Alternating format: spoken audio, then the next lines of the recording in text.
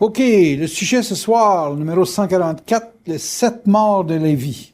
Il faudrait établir à la base qu'est-ce que c'est une mort. Une mort, en principe, c'est un rejet de la vie. Ça veut dire quoi? Ça veut dire qu'une vie, c'est une expérience sur laquelle on met en mouvement différents niveaux de, on va dire comme ça, de développement. Tu peux avoir un développement physique, un développement vital, un développement émotionnel, un développement mental et un développement spirituel. OK? On arrive à 5. Quand on arrive à penser mort, on pense automatiquement fin de quelque chose. Dans la carte du tarot, la mort représente un arrêt irréversible. Donc, on suppose que là où tu vas t'arrêter, tu ne reviendras plus en arrière de la même façon, ou tu ne reviendras plus en arrière quand tu es mort physiquement, autrement quand tu es réincarnant dans un autre corps. OK? Donc, si on parle de fin de, ça veut dire qu'une expérience atteint tout le temps son point de saturation. Et en soi, c'est bon parce qu'il n'y aurait pas progression s'il n'y aurait pas cette situation-là. Être saturé, ça veut dire que tu as fait tout ce qui était possible avec les ressources que tu avais. Tu as fait tout ce qui était possible de faire pour pouvoir aller au bout de l'expérience. Ça ne veut pas dire que l'expérience dans son absolu a été accédée à son maximum par la personne. Tu sais, moi, si je vais au maximum de la danse, je peux en mourir dans le sens, pas physique, mais dans le sens que, bon, ben là, je n'ai assez fait. Quand je l'ai fait avec Denise Lato, à l'époque, elle voulait m'avoir comme partenaire de danse parce que moi, j'y partais son activité avec mon groupe d'individus. Mais au premier cours, elle m'a saturé d'aplomb et mon temps était fait. Il fallait qu'elle passe à un autre partenaire de danse parce que là où elle voulait aller, j'étais pas capable. 2 petits bellies sur le plancher de danse. Il y en a un belly qui roule moins vite que l'autre, puis c'était moi. Okay. Simple de même, ça veut dire que l'expérience de mort que j'ai vécue à l'époque n'a pas été trop difficile parce que l'effet de saturation était demandé. J'avais hâte d'être saturé dans un sens. Mais d'une façon générale, quand on regarde la mort comme étant une situation négative, en ce sens que on dit, ah non, je voudrais pas avoir à perdre ça, je voudrais pas avoir à arrêter de vivre ça, ou ces choses-là, c'est quand on perçoit qu'on voudrait aller plus loin, parce qu'on sait que l'expérience pourrait aller plus loin, ou on sait que quelqu'un d'autre va pouvoir aller plus loin dans l'expérience. Bon, quand, exemple, je pense à Denise, elle s'est trouvé un autre partenaire, c'était 2 champions de danse ensemble qui faisaient des concours, et puis, ben, c'était normal que, je me souviens plus de son nom, là, mais que l'autre continue à ma place, là, OK? Puis, ils ont été capables de pousser la joke jusqu'à faire un commerce pas de danse, là, mais un commerce de restauration, et puis ça a bien été. Bon. Donc, une expérience à 2 niveaux. Une expérience A, l'expérience, je vous donne l'exemple de la danse, qui peut aller jusqu'à des registres de compétition internationale, et il y a l'expérience véhiculée par un individu, qui peut être une expérience de danse aussi, mais qui, selon l'individu, peut aller loin ou pas loin, et donc la mort arrive plus vite pour celui qui n'a pas les ressources, on va dire, pour se rendre jusque-là, jusqu'au niveau extrême de l'expérience. Vous me suivez jusque-là? Donc, c'est comme si une expérience a 2 phases. Elle a la phase absolue et la phase relative. La phase absolue étant qu'une expérience qui va mener à la finalité peut prendre pour une personne 35 ans, 40 ans, et puis que pour une autre, ça peut durer 3 mois, 6 mois, puis il a déjà atteint son point de saturation. Et puis dans son point de saturation, ben, il touche à la mort qui est la fin de l'expérience, en ce qui me concerne, de danse. Par contre, l'expérience de la parole, en ce qui me concerne, a commencé à l'âge de 14-15 ans et j'en ai 65. Donc 50 ans plus tard, je suis encore dans l'évolution et le développement de la parole, ce qui veut dire que là-dessus, je suis pas mort. Vous savez? Donc, vous pouvez avoir des morts dans certains domaines, et puis des capacités de vivre dans d'autres domaines, parce que avec les années, il y a un rapatriement des ressources pour se concentrer sur ce que vous êtes capable de continuer. Vous me suivez? Vous pouvez continuer, comme moi je peux continuer dans la parole, je peux imaginer assez facilement être plugué en direct avec Internet dans mon lit d'hôpital ou n'importe quoi, puis continuer à parler. Même Bernard, quand il était malade, il était techniquement, physiquement en train d'atteindre son point de fin de, puis il était encore capable d'avoir les ressources de communiquer puis de parler. Donc, vous pouvez mourir dans un domaine et puis avoir du pitch au-delà du domaine qui est en train de mourir. Tu sais. Je pourrais même dire que Bernard, aujourd'hui, il a encore une capacité de communication sans le corps. Donc, il est mort physiquement, mais il n'est pas mort psychiquement. Vous me suivez jusque-là? Donc, il faut toujours prendre en compte le fait que mourir, c'est pas juste un secteur que tu meurs. Tu peux mourir affectivement, tu peux mourir au niveau vital, tu as moins de ressources parce que tu es malade. Tu peux, évidemment, si tu meurs physiquement, il n'y a plus aucune ressource autre que le psychique qui va continuer à se perpétuer. Donc, votre esprit va pouvoir se réincarner, puis c'est dans un sens, l'être humain, dans son absolue expérience, est psychiquement éternel. Mais il peut avoir des zones de ressources qui sont mortelles. Le physique va être mortel, le vital va être mortel, l'émotionnel va être mortel, le mental, les idées, le monde des idées, le système des valeurs peuvent être mortels. Le supramental peut être mortel dans son aspect philosophique, mais non pas dans son aspect vibratoire. Vous me suivez jusque-là? Vous pouvez mourir à bien des niveaux, puis vous pouvez avoir à identifier dans votre vie ce qui est déjà mort, puis ce qui continue à vivre. Et ce qui continue à vivre, souvent, c'est des expériences qui deviennent de plus en plus proches des idées, du mental et de l'émotionnel aussi. Je pense facilement que les gens, dans leur expérience affective ou émotionnelle, avant d'en mourir, donc de perdre le goût de vivre, parce que le goût de vivre est raccordé à la charge émotionnelle, donc avant de perdre le goût de vivre, dans le sens émotionnel du terme toujours, ben vous allez avoir encore des ressources intellectuelles ou mentales, des valeurs à défendre, des idées. Et une personne va dire, moi, je ne vais plus à rien là, tu sais, dans le plan affectif. Mais il y a un chien, il y a un chat, il y a quelque chose qui leur tient en vie au niveau affectif, qui est plus humain à humain, à cause que les idées ne correspondent pas entre les humains et ils peuvent pas correspondre au terme affectif, parce que, tu sais, si on regarde les divorces, bien souvent, l'affectif voudrait bien, mais les idées ne matchent plus.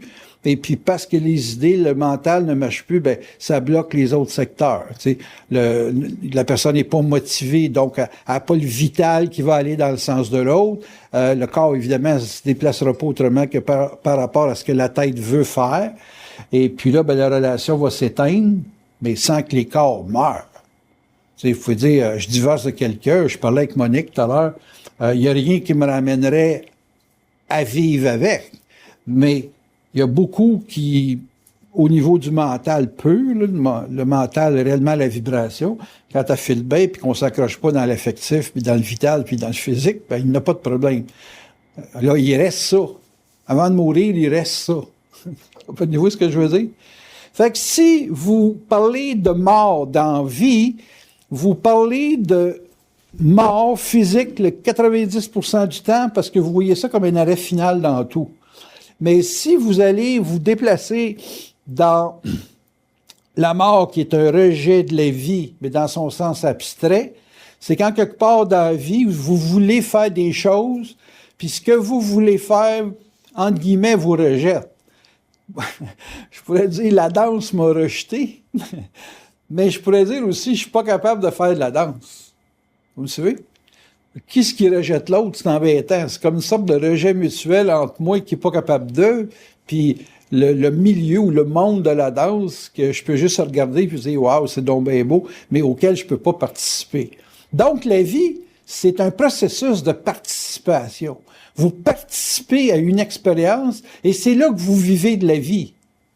Moi, je vis les carabines depuis 2010 et puis je le vis ça sous des conditions que si j'ai pas ces conditions-là, je le vivrai plus demain matin. OK? Mes conditions à moi, c'est que j'aille de la participation avec d'autres personnes qui font de la compétition ou qui font de la carabine.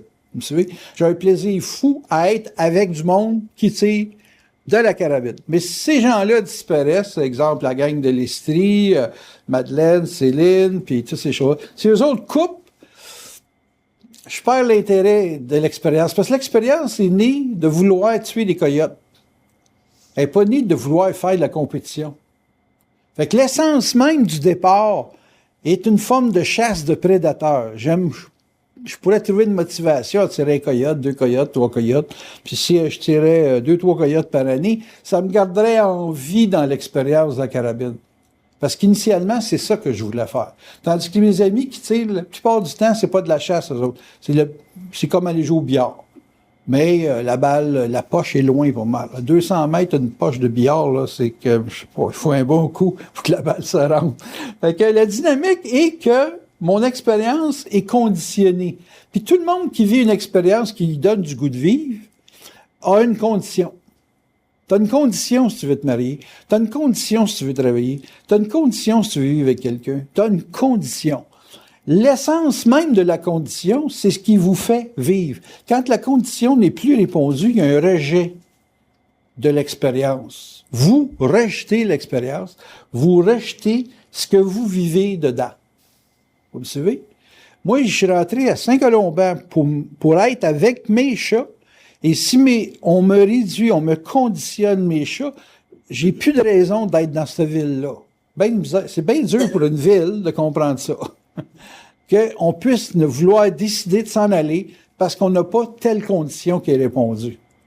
Vous avez toutes des conditions pour vouloir vivre quelque chose. Et l'étude de vos conditions, c'est la compréhension de ce que vous êtes, profondément. Quelle est la condition dans votre vie qui vous fait vouloir vivre? Vous voulez vivre sur quoi? Il y a bien des gens qui me payent des fortunes. Je dis des fortunes parce que je suis pas riche, puis quand je reçois 1000 piastres, je suis riche. Il y a des gens qui me payent des fortunes pour que je les aide à se définir, pour que je les aide à changer. Et ce qu'ils veulent, c'est savoir, dans le fond, quelle expérience qui va leur permettre d'avoir du goût de vie, du goût de vivre, et de ne pas rejeter cette expérience-là par une incompétence quelconque. Tu sais, il y a des gens qui me disent « Je suis faite pour me marier, moi? » Ça dépend. C'est quoi tes conditions? Tout le monde n'a pas les mêmes conditions. Vous avez des conditions qui ne fait pas que c'est les mêmes conditions pour chaque personne. Chaque personne établit, dans son expérience de vie, la raison pourquoi elle veut vivre en couple. Moi, qu'est-ce que j'ai découvert dans la vie? J'ai découvert que quand j'arrive chez nous, je veux pas parler. Je veux pas me faire ostiner, puis je veux pas me faire critiquer. S'il existe une femme sur la planète qui a réussi à faire ça, oui, je veux vivre en couple. Mais j'en ai pas rencontré. Et conditionnellement à ça, j'ai dit un chat, quand ça miaule, ça parle pas. J'ai sa litière à changer, au même titre que l'autre va me dire, tu voudrais-tu m'acheter un morceau de linge? Voudrais-tu m'acheter un auto?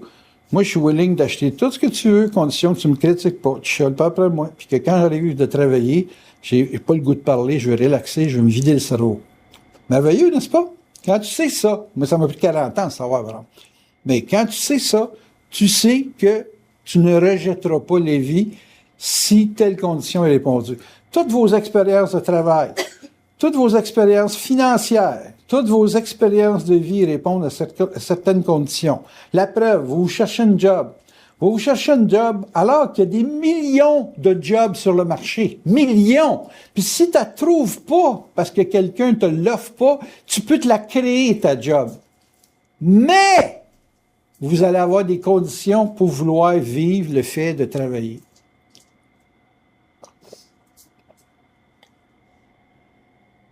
Quand est-ce que tu es obligé de prendre des conditions qui vont répondre à tes conditions? C'est quand tu es mal pris. Hein? Puis quand tu es mal pris, tu cherches à mourir de cette expérience-là. tu travailles fortement à rejeter ce qu'on te donne, que tu es obligé à. Il y a une chose qu'il faut vraiment, vraiment comprendre profondément dans votre vie. Profondément. C'est la phrase de la soirée. Le monde veut être libre de décider. Tout le monde, même les plus yes men de l'existence, veulent décider ou décéder. Facile à comprendre. Tout le monde veut décider dans sa vie. Tu es marié, tu décides pour l'autre, mais l'autre n'oublie jamais qu'il veut décider ou décéder. Décéder, ça veut dire sortir de l'expérience, s'il ne peut pas prendre de décision. Vous voulez mourir d'une expérience, en tenant compte de ce que c'est la mort, expliquer comme je le fais, là, que si vous ne décidez pas, ça vaut pas la peine de vivre. C'est ça qu'il faut comprendre. Et que comprendre la mort, c'est comprendre le pouvoir décisionnel de l'être. En d'autres termes, quand tu es mis en vibration, tu ne veux pas te faire bloquer là-dedans. La vibration étant une expression, on va le dire de même, là, une expression des forces ou une expression divine ou une expression qui fait que ta vie vaut la peine de être mis en vibration, ne serait-ce que pour aller manger un beigne ou manger un hot dog ou décider de ton lunch, c'est un droit de vie qui t'est donné par vibration. Puis si tu n'es plus capable de vibrer, Christ, t'es mort. Tu vas rejeter la vie, c'est sûr. Il y a du monde dans la vie qu'on dirait qui s'acharne à t'empêcher de décider pour te faire mourir. Sous des douceurs, sous des pour moi, faire ça, moi, le faire à ta place. Ils te font mourir quand ils font ça. Un être humain a besoin de pouvoir vibrer et agir. Et ça s'appelle, dans le langage des mortels, décider. Bon, vous allez me dire, ouais, mais t'as toujours dit que c'est pas nous autres qui pensent, puis que si c'est pas nous autres qui pensent, c'est les forces qui décident. Oui, mais vous êtes pas encore rendu là. Il va vous falloir une coupe de vie avant que ça arrive, OK? Puis là, de ce temps-là, moi, j'arrête pas de demander du temps à la ville pour déménager. Tu sais que c'est mourant dans la vie de pouvoir vibrer. OK? Bon, tu veux vibrer, tu te lèves le matin, et voilà, je vibre. OK, on s'en va manger chez Cora. Sais-tu que c'est la 4e fois cette semaine, tu y vas? Oui, mais je vibre à ça. Là, il y a quelqu'un qui dit, hey, tu viendrais-tu manger à telle place? Non, je m'en vais chez Cora, je vibre. Ah, viens donc, s'il vous plaît, m'a donné 60$. OK, d'abord. On vient de changer ma direction de vie. Là.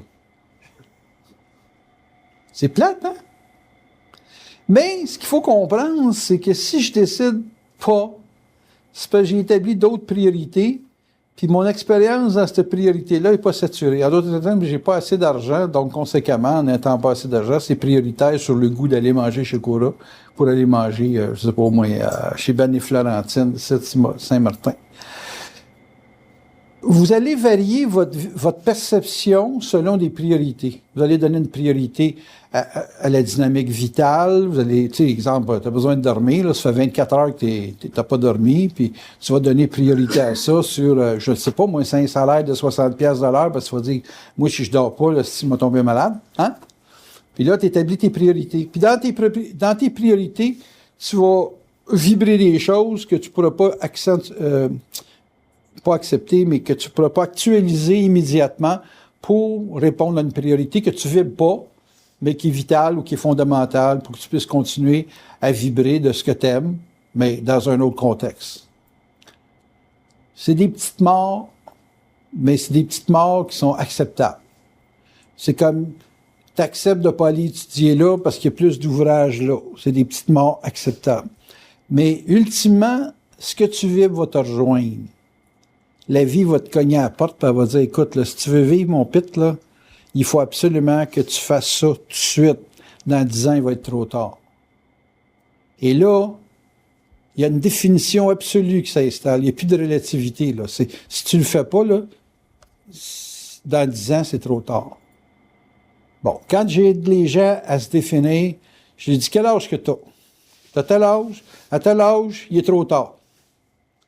À tel âge, ouais, tu peux commencer, mais là, il faut vraiment t'y mettre de suite. etc., etc. Il y a des situations où ta structure mentale, ta structure vitale, corporelle, tout ce qui fait que tu vis, ne pourra pas vivre si tu rejettes la vie qui t'est présentée. Donc, il y a des situations où vous êtes, entre guillemets, on va le dire de même, vous êtes suicidaire. La mort physique, c'est une conséquence d'une multitude de petites morts où vous avez accepté de ne pas vivre. Si je ne m'occupe pas de mon corps, à un moment donné, si on me demande un effort physique hors du commun, je vais faire une crise cardiaque. Facile à comprendre, hein? Bon, ben, si dans un temps donné, vous n'êtes pas motivé à faire une activité, exemple de partage avec un environnement, j'expliquais dans un de mes consultants la différence entre être égoïste puis d'être égocentrique. Un égoïste, ça pense juste à lui. Un égocentrique, ça pense à lui avec les autres. C'est une nuance, là. C'est majeur. Ça veut dire que les autres servent à réaliser ton plan de match à toi. Mais si, dans la vie, tu vas juste pomper le sang des autres, mais tu leur retournes rien, tu es un Christ de vampire, c'est évident qu'en étant égoïste, quelque part dans le temps, tu vas vouloir faire un geste vers les autres pour participer à un échange de groupe, puis le groupe va te sacrer dehors. Pourquoi? Parce que tu es égoïste. N'étant pas égocentrique, donc de te placer dans une structure de partage avec d'autres, il va arriver un coup tough. Dans la société, il y en a sacrément qui s'en viennent, puis on va s'approcher de 2020, ça va taper dur. Ben, c'est évident qu'à ce moment-là, vous allez être mort. La vie, les autres, vont vous rejeter. Point final.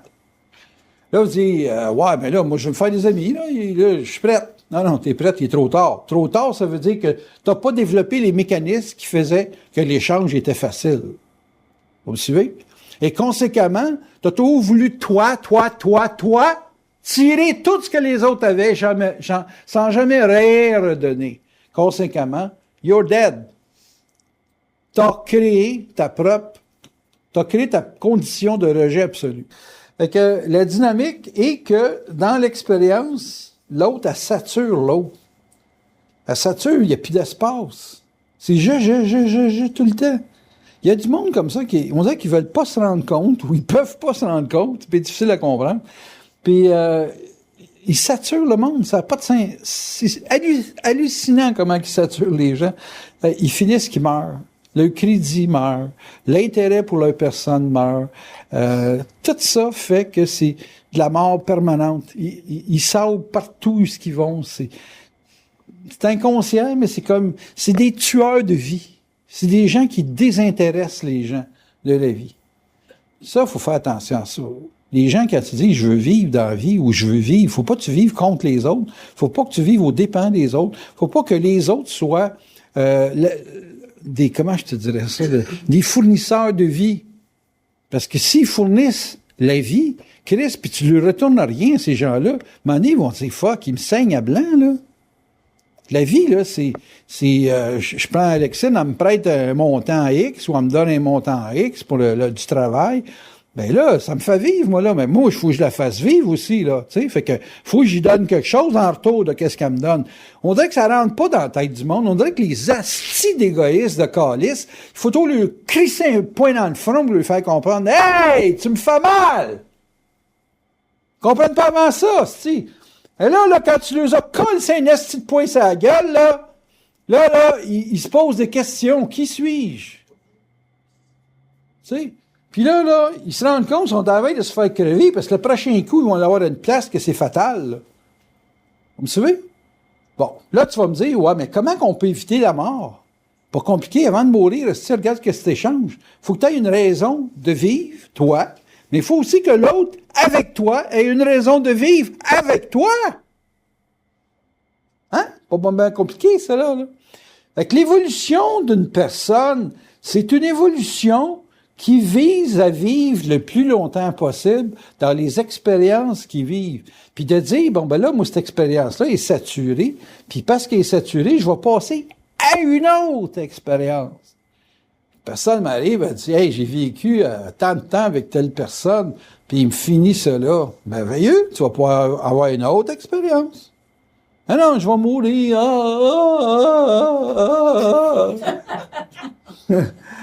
Ah oui. Écoute, tu veux-tu un chat? Tu veux-tu avoir quelque chose qui va échanger avec toi sans condition? Veux-tu un chien, un chat, un perroquet, n'importe quoi, tu sais? Pour que ton expérience qui est saturée dans un domaine puisse se poursuivre dans du flambant neuf. C'est pas parce que j'ai rempli le verre que je peux pas le remplir avec un pot. Tu sais, je le bois, il se vide, bon, puis on prend le pot, on en remet dedans, puis on est prêt à un nouveau verre. Dans la mesure où tu es capable de passer d'une expérience à l'autre, tu meurs pas. Mais, tu sais, ultimement, tu te prépares une prochaine vie, hein? Tu vas finir par être saturé de X expériences. Comme moi, qu'est-ce qui peut me tuer dans mon travail? C'est l'impatience. Je suis toujours trop pressé. Là, je suis exposé à une ville trop pressée. Tu sais, wow, si tu veux déménager 1 mois, c'est correct? Est-ce assez? 1 mois? Tabarnak. Il dit, faut que tu organises ton financement, faut que tu prépares tes boîtes, faut que. Tu dis, écoute, pouvez-vous me donner 6 mois, ça m'aiderait? Non, tu ne le donnes pas. Là, tu deviens tout compressé. Tu dis, si je vais mourir, moi, là, câlisse. Ils vont me saturer de telle place très vite. Parce que là c'est comme, faut que tu manges ton assiette, un gros spaghetti, genre, il y en a pour 3. Faut que tu manges ça, là, t'as 10 minutes pour le manger. Ouf! C'est comme ça pue d'allure, tu sais, ça pue d'allure. Ils relâchent, ils vont me donner 3 mois, puis là, les poignées de main, merci, vous êtes gentils. Puis ils me donnent 5 ans. Ah, si je peux-tu vous aider à travailler?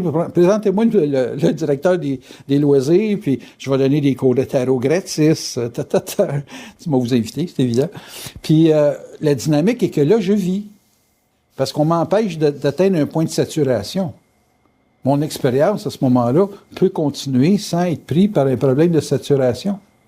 Vous me suivez? Donc, l'évolution d'un être humain peut penser à l'éternité ou à l'immortalité par le fait de ne pas se placer dans une expérience fatale de saturation. Il ne faut pas que la saturation dans votre vie atteigne un point fatal. Une personne qui a un problème avec un groupe de personnes, elle a un problème de saturation. Soit d'être saturée par l'expérience du groupe ou de elle-même saturer l'expérience des autres. Vous me suivez? Si moi je m'en vais dans une place puis que je parle comme je vous parle, je risque de créer un effet de saturation rapide chez des gens. Là, Claire, elle veut me faire des conférences grand public. Il va falloir que je m'ajuste. Pas au monde de s'ajuster à moi, c'est à moi de s'ajuster aux autres. Il va falloir que je parle avec un langage qui ne parle pas de Dieu, puis de ci, puis de ça. Là. Il va falloir que je reste au bottom rock, là, OK?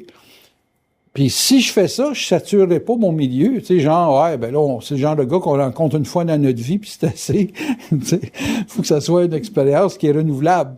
Pour que ça soit renouvelable, il faut que ça soit à petite cuillère. Faut que je laisse aux gens le temps de digérer ça. Dans d'autres termes, il faut que je les rencontre puis que je les oublie pour pas avoir d'attente. Si je les oublie pas, ben là, je vais avoir des attentes, des exigences, puis je vais créer un effet de saturation dans mon environnement. Vous me suivez? Déjà une demi-heure, tu fais? Oui. Je continue. Oui, c'est ça. Et là, on arrive à l'affaire des sortes de morts. Pour arriver à la mort physique, il faut que différents plans soient saturés. Le plan psychique, puis dites-vous bien que la saturation est basée par une négation. Tu dis, je ne veux pas vivre ça, tu commences à créer un effet de saturation parce que tu réduis ton espace. Il faut bien comprendre. On vous donne à naissance 100 pieds de long. Et puis à un moment donné, il y a une expérience douloureuse, puis là, vous coupez à 75 pieds de long. Là, vous avez une autre expérience négative, puis là, vous tombez à 50 pieds. Plus vous limitez, à cause du choc, votre expérience, plus vite vous êtes saturé. C'est plus facile de saturer 25 pieds d'espace que de saturer 100 pieds d'espace. Vous savez? Bon, faire comprendre quelque chose de simple. Quelle est la différence entre un athlète olympique et un athlète du dimanche? L'athlète olympique est prêt à endurer des souffrances que l'athlète du dimanche n'est pas prêt. C'est bien drôle de voir des gars comme Subban qui sont payés 8 millions par année pour être défenseurs.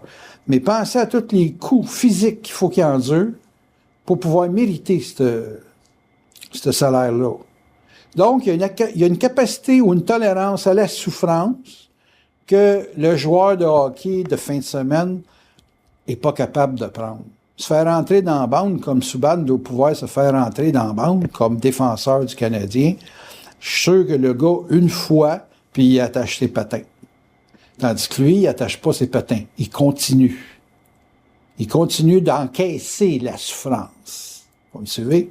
Donc, votre tolérance psychique au rejet de votre environnement va vous donner le calibre de votre capacité d'encaisser des coups au niveau physique, vital, émotionnel et mental, mental étant les systèmes de valeurs. Si vous n'avez pas le psychique qui est capable de comprendre le rejet de l'autre dans sa définition la plus profonde, vous ne serez jamais capable d'encaisser des coups dans les 5 autres registres qui descendent en dessous. OK? Ça veut dire quoi? C'est que si je vous dis à vous autres, spécifiquement à vous autres, parce que vous avez fait une démarche de développement, je vous dis, le rejet, c'est une incontinence de votre environnement vis-à-vis de votre personne. Vous êtes rejeté, moi je suis énormément rejeté, parce que ce que je projette et ce que j'essaie de mettre en mouvement dans le mental de l'autre, il n'est pas nécessairement disponible à ça et il va le rejeter. Parce que ça compose pas avec son équilibre. Il n'est pas capable d'être équilibré là-dedans. Vous pouvez facilement saturer le psychisme d'un autre de par votre seule présence. Vous venez au monde puis vos parents vous endurent pas. Ça a été mon cas. Pas moi-même, mais mon père principalement. J'étais toujours too much pour ces systèmes de valeurs. Mort, il me comprend. J'étais un médium, puis là, il me disait merci, c'est plans. Oui, mais dans son corps physique, son intellect, ses systèmes de valeurs, je ne correspondais pas à ce qui faisait qu'il était en équilibre puis qu'il était bien. Donc, j'étais fondamentalement un élément rejeté dans ma structure familiale parce que psychiquement, j'étais bien en avant de lui. Vous me suivez? Bon. C'est pas donné à tout le monde d'être rejeté. C'est comme la beauté. Vous êtes trop beau pour votre environnement et on vous rejette. J'ai vu un petit génie dans une famille de 12, puis il était complètement rejeté par ses parents, puis ses frères et sœurs. Pauvre petit. Puis quand il m'a vu, il avait 11-12 ans à peu près, il dit, vous êtes intelligent. J'ai dit, j'ai même pas parlé encore. Il dit, j'ai pas besoin. Il dit, juste, je le sens.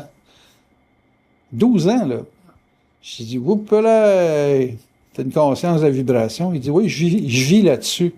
Il dit, je pourrais pas m'en sortir avec cette gang de fous-là. Ils sont tellement épais. Vous avez pas d'idée. Il dit, je vais à l'école, puis je trouve le monde épais. Je dis, ah ouais, c'est excitant. Fait que j'ai dit, t'es un candidat pour être à l'école de la vie. Il dit, mais hein. Il dit, j'aimerais ça vous revoir plus tard, parce qu'il dit, au moins j'en ai rencontré un comme moi. J'ai dit, écoute bien. Puis c'est là que j'avais sorti la phrase. Les gens qui te rejettent, c'est des gens qui sont pas capables de te contenir. Prends pas ça comme du rejet fatal. Prends ça comme le fait qu'eux autres ont un problème de rejet. Ils rejettent quelque chose qu'ils sont pas capables de contenir. Ils sont pas capables, dans la comparaison, de se trouver un point d'influence qui a de l'autorité sur ta personne. Ah! Ça, c'était la petite phrase qu'il avait besoin d'entendre à 12 ans. Je l'ai jamais revu, remarquez. Mais c'est pour vous expliquer que si le psychique encaisse du rejet, il faut qu'il tourne ça à son avantage. Moi, j'ai tourné le rejet à mon avantage. J'ai tourné ça pour comprendre que la vie n'était pas faite, n'était pas bâtie strictement pour ma personne. Il y a une expression souvent que... En tout cas, un gars qui avait cagé un de mes chats, il dit, écoute bien, là, il dit, ton chat, là, il vient sur mon terrain. Il dit, toi, ta liberté, là, a fini où la mienne commence.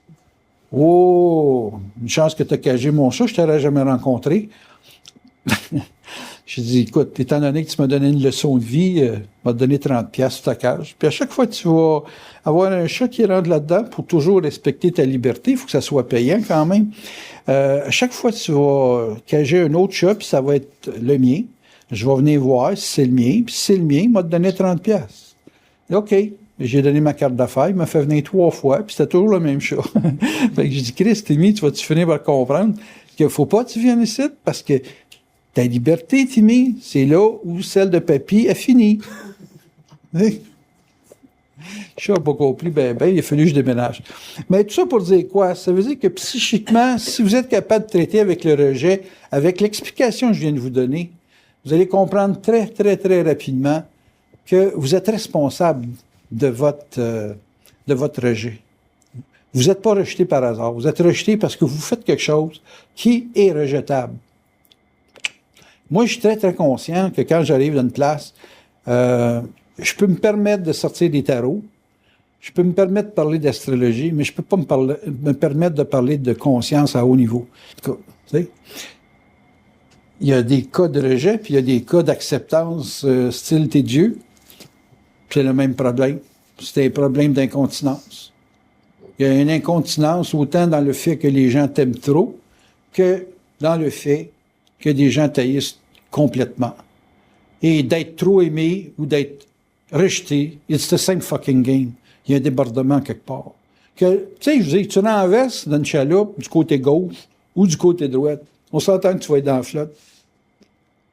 D'un bord ou de l'autre, que tu tombes, tu sais, le rejet négatif à gauche, puis le rejet, pas le rejet, mais l'acceptance ultime à droite. Dans les deux cas où il y a versement de chaloupe, on s'entend-tu que tu vas être tout tremble?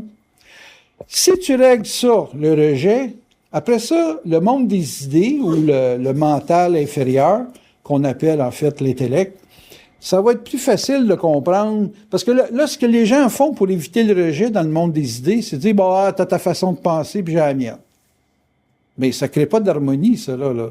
Ça crée une divergence, puis ça crée ce qu'on connaît dans la société, des partis. Parti conservateur, parti libéral, parti progressiste, parti Fait que ça fait que dans le monde des idées, il y a beaucoup, beaucoup de rejet, parce que le psychique n'est pas assimilé. Et puis, l'idée, ça devient comme un monde de raisonnement et un monde d'obligation ou de soumission par rapport au parti dominant. Et ça peut vous emmener à des grandes, grandes déceptions dans la vie, parce que vous dites, j'impose jamais mes idées, j'impose jamais qu'est-ce que j'ai le droit d'être, et c'est toujours la loi du plus fort. Bon, prenez votre trou, c'est la loi du plus fort.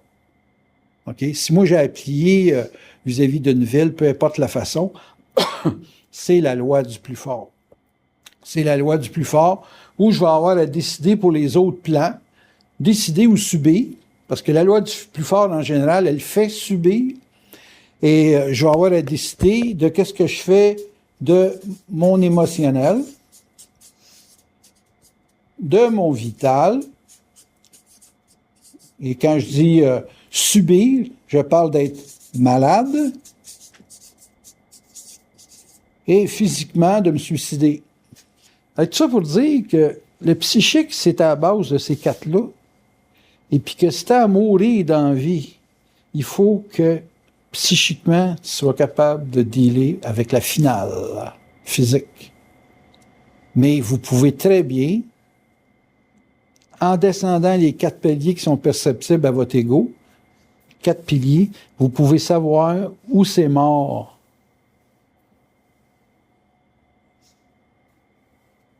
C'est pas compliqué à comprendre. Ça meurt où?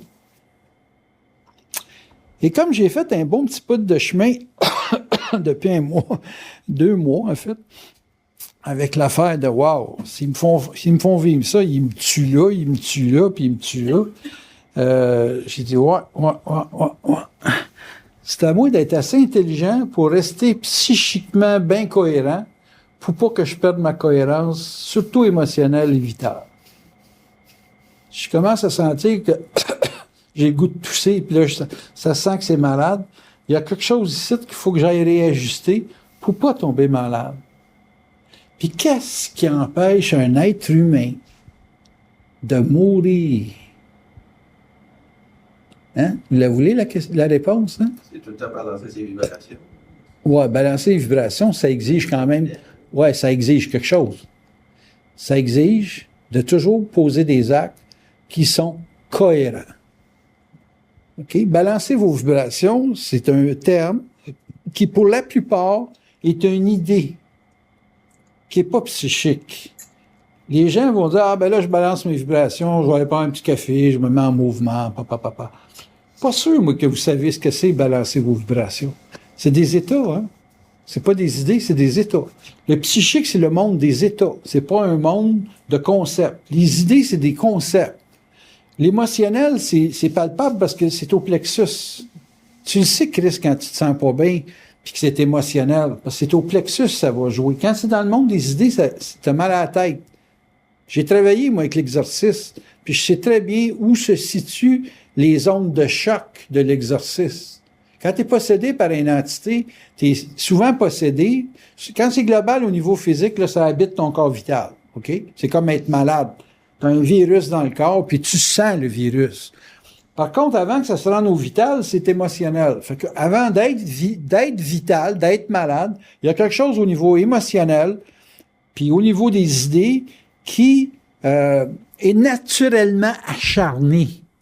Tu t'accroches à.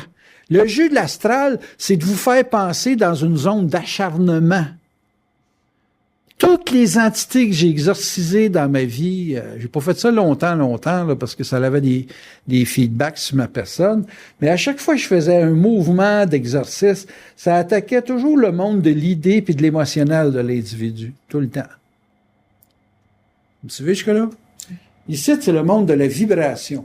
Ici, c'est le monde de l'ego. L'ego est habité par ces 4 phases-là. Donc, il peut, avant de mourir physiquement, donc de disparaître corporellement, vous allez être affecté par des morts au niveau des idées, donc des systèmes de valeurs, des croyances. Le monde de la croyance, c'est le monde de l'idée, mais on va dire supramentale. Quand Bernard disait « faut pas croire », la science supramentale, c'est pour libérer le psychique. Et le supramental, c'est au-delà des idées, mais c'est encore une philosophie. Il faut bien comprendre que quelqu'un qui dit « Ah, moi j'ai un langage supramental », il reste que s'il y a un langage, il n'est pas dans le monde du psychique encore. Il est dans un monde hybride entre le psychique et le monde du mental inférieur, donc les idées. Il est une espèce de purgatoire là, entre les deux. Vous suivez? Tu meurs au niveau de l'idée. Ah, tu dis, je croyais à ça, puis j'y crois plus. Il y a un décès, là. Au niveau émotionnel, je pensais qu'elle m'aimait, je pensais qu'il m'aimait, je pensais que il y a une attache ou il y a un accrochage au niveau de l'affectivité. Tu perds ton chien, tu perds tes chats. C'est des accrochages au niveau émotionnel. Ça meurt, ça tue pas encore. Mais ça pourrait si tu t'accroches. Tu t'accroches, tu t'ostines, puis ça peut te tuer au niveau... Tu vas tomber la maladie. Quand tu es rendu au stage de la maladie, c'est parce qu'au niveau émotionnel, il y a quelque chose de toi qui ne veut pas décrocher. Ah, j'ai besoin de ça, j'ai besoin de ça. Ouais, t'as besoin, mais l'autre, as-tu besoin? Tu sais, s'il y a une divergence entre deux individus sur l'affaire d'aimer, tu peux pas forcer quelqu'un à aimer, mais tu peux pas empêcher un cœur d'aimer. Mais il faut que tu sois clair dans tes idées au niveau de ce que t'aimes. Si quelque chose, tu dis, si je mange ça peut me tuer. Et là, tu dis, moi, écoute, le café, j'aime ça, puis, Christ, c'est ce que ça fait, papa. Après ça, si tu tombes malade, c'est parce qu'en quelque part, tu t'es fait une idée que si t'avais pas, tu sais, comme là, j'ai shifté du café au thé vert. J'ai changé mes idées sur la façon de boire du chaud. Puis, m'entends bien, moi, avec le thé vert, il n'y a pas de tension. C'est classique de demander un café. Puis là, des fois, je me fais pogner, je demande un café. Mais plus je m'en vais, là, plus mes idées changent, puis plus émotionnellement, je suis capable de dealer avec le thé vert. Fait que mon vital, en tout cas, ça allait bien aller au niveau santé. Donc, mon physique est à l'abri de toutes les calamités qu'il y a dans ces 3 secteurs-là. Parce que quand tu es rendu au physique, excuse-moi, là, on t'arrache un bras, t'as un accident, ça devient très, très, très, très concret, là, rendu au physique, là. Fait que la maladie, c'est juste l'étape avant d'être touché dans le physique. Tu sais, te faire couper un pied, te faire arracher un œil, te faire la même. Un accident, il n'y a pas de hasard, un accident. Un accident, c'est préparé, là, tu sais, bien préparé. Fait que le monde des idées, le monde émotionnel, puis après ça, le signal qu'il y a dans le vital, puis juste avant la physique.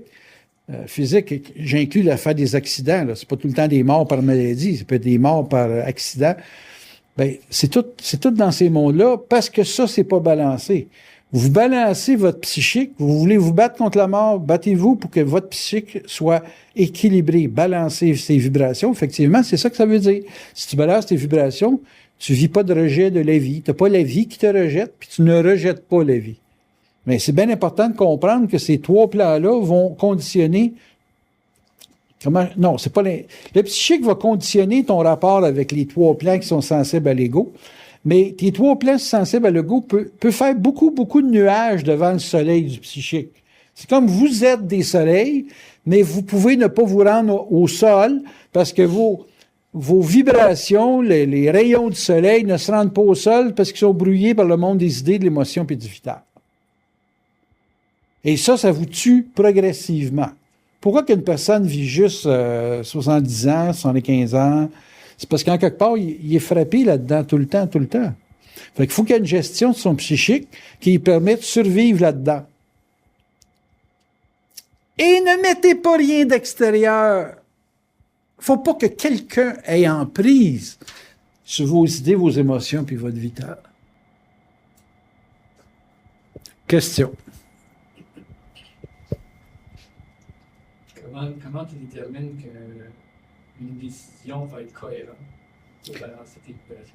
Si elle est psychique. Si tu prends une décision qui est incohérente,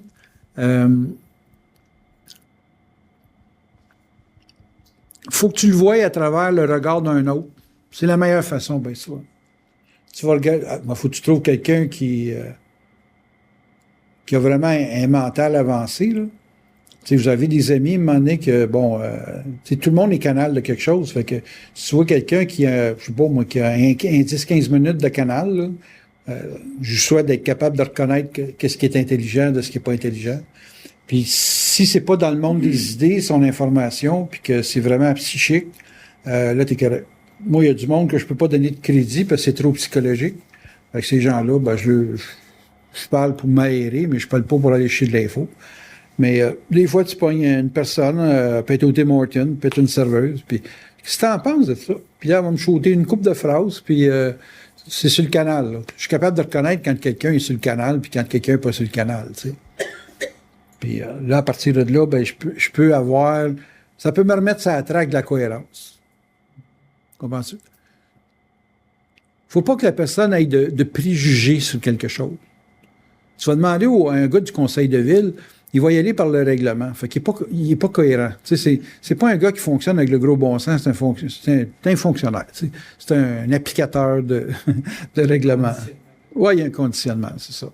Mais si je parle avec quelqu'un qui n'est pas pris dans un conditionnement, il peut me donner des suggestions qui ont de l'allure. Là, j'ai fait le tour depuis un mois à avoir les avis de tout le monde. Donc, je peux vouloir mourir à la vie pour survivre. Tout le monde peut être confronté à ne pas être capable de vivre parce que la survie a une emprise écœurante sur la personne. Pourquoi tu vis, asti? Pose-toi là-dedans question. Ah moi j'ai le goût de... Ouais, t'as le goût de... Puis au bout du goût, c'est quoi, là? Après ton goût, c'est quoi, là?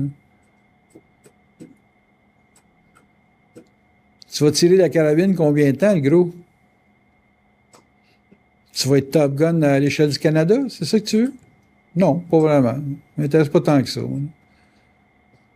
Tu comprends-tu? Mm-hmm. C'est pourquoi tu vis. Ultimement, là, ton psychique va se garder une cohérence dans une projection. Pourquoi tu vis? Pour vivre ou survivre?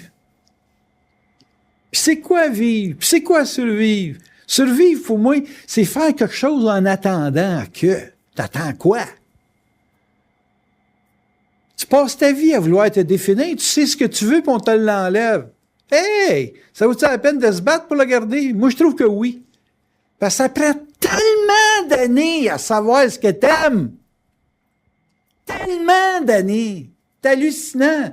J'ai fait le tour du couple. J'ai rencontré des milliers de personnes qui avaient des problèmes de couple, hostie. Puis, qu'est-ce que tu veux de l'autre? Puis, qu'est-ce que l'autre veut de toi? C'est ça la question. Puis là, t'es-tu tanné que l'autre veuille ça de toi, puis qu'ils veulent pas ça de toi, de te faire constamment découper en tranches de rondelles de saucisses, câlisse. T'es-tu tanné? Tu veux-tu vivre ta vie ou vivre pour la vie de l'autre, hostie? J'ai posé cette question-là à des milliers de femmes. Puis cette gang de tartes-là, ils le savent pas encore. Faut bien comprendre que Christ, dans la vie, il faut se battre, tabarnak. Puis les femmes qui veulent pas se battre, hostie, pour avoir ce qu'ils veulent, puis leur définition, puis leur identité. Mais moi, j'ai travaillé avec les femmes. Puis j'ai vu que la femme, son point faible, c'est d'être une femme. Puis que si elle n'est pas femme, puis qu'elle est un être, Chris, elle va se respecter. Puis elle va se faire respecter. Moi, j'ai vu des femmes qui se tenaient debout parce qu'ils se faisaient respecter. C'est respectable, un être. Au même titre qu'un hostie de Chris de mâle goujon, peu importe la fortune ou l'intelligence qu'il y a, quand il n'y a pas d'allure, il n'y a pas d'allure. C'est pas un être, c'est un animal. J'ai découvert dans la vie que le monde, c'est des animaux. Autant la femme que le mâle. C'est toujours des animaux. Tout le temps. Moi, à un moment donné, je défendais la femme. C'est pas défendable, cette cause-là, Carlis.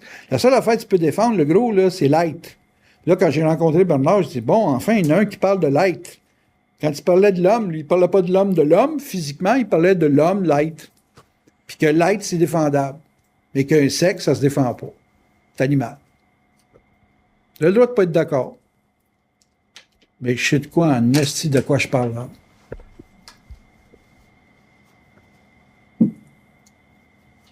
Quand je vois des femmes dépendre d'un homme, esti que ça fait pitié. T'as pas d'idée. Même s'ils sont bien, ça fait pitié.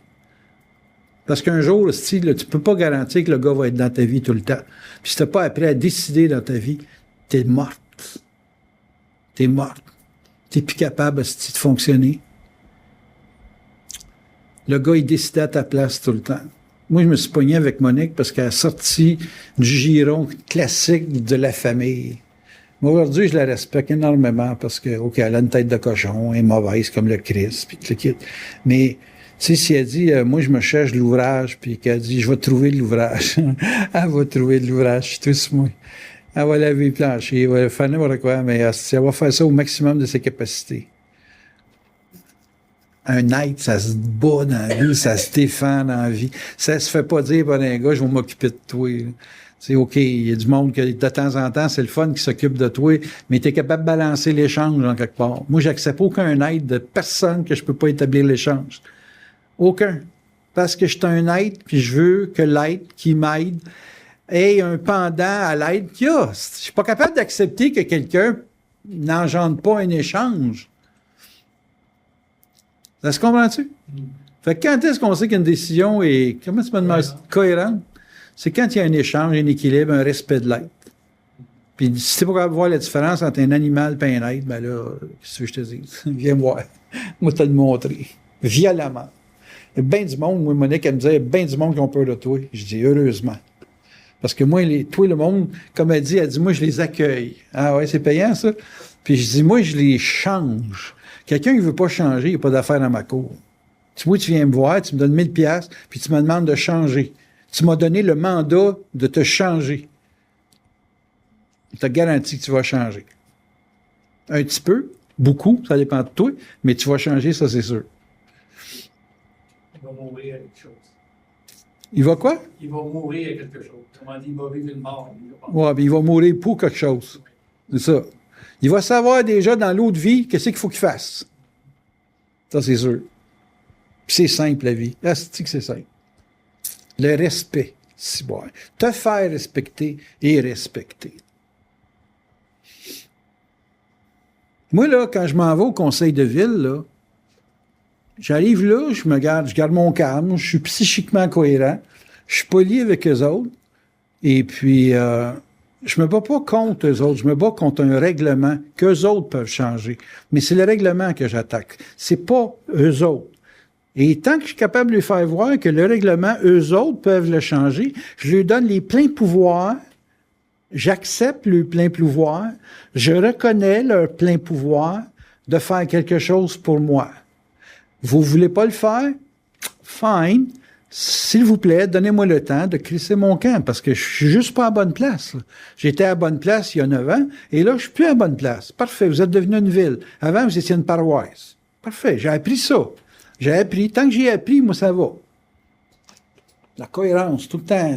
Surveiller le psychique pour tout le temps qu'il soit à flot. et ça reste cohérent.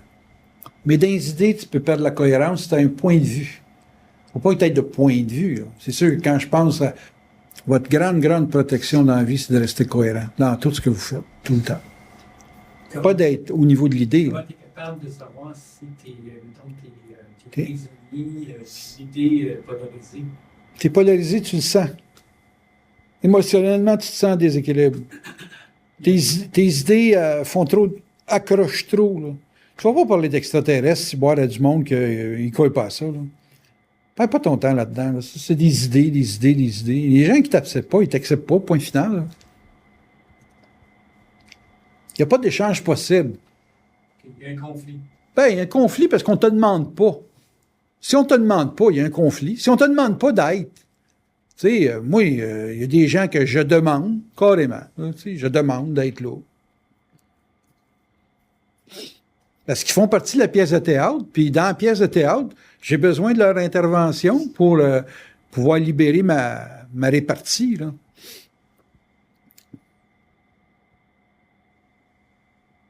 Il n'y a pas d'événements qui sont faits pour toi.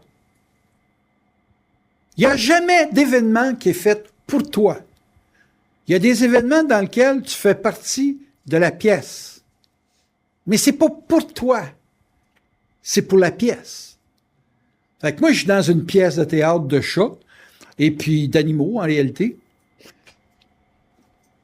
Fait que l'évolution de vos vies, c'est une évolution qui est aussi vivante que vous êtes cohérent dans vos affaires. Je parlais au début que quand tu vives, la vie t'amène toujours plus loin. Oui. Puis c'est toujours trop.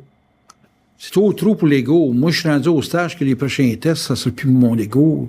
Ça va être pour des registres qu'une calice d'idées, là.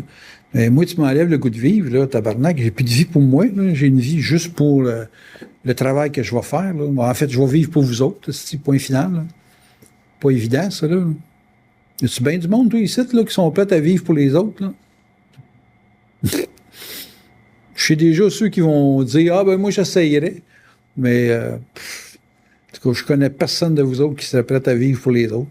Excuse-moi. Je connais personne. Fait que même moi, je me connais pas dans cette dimension-là. Je peux vivre pour les autres, oui, dans la mesure que ça reste un travail. Mais de là à en vivre ça comme si c'était mes chats ou si ça, vrai, c'est pas... T'as vu ça? Rien sur mes genoux que je te flatte là derrière la tête, non? Hein? Il n'y aurait pas rien de vital ou d'émotionnel entre nous deux. Il y aurait juste une combinaison d'idées. Puis, viens, on a le goût de jaser, le goût de parler.